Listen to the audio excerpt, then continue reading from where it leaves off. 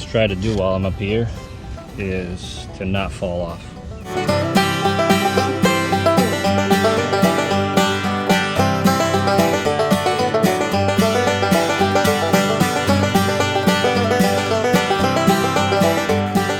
There it is, 1200 watts, squeaky clean, ready to make power on a cloudy day.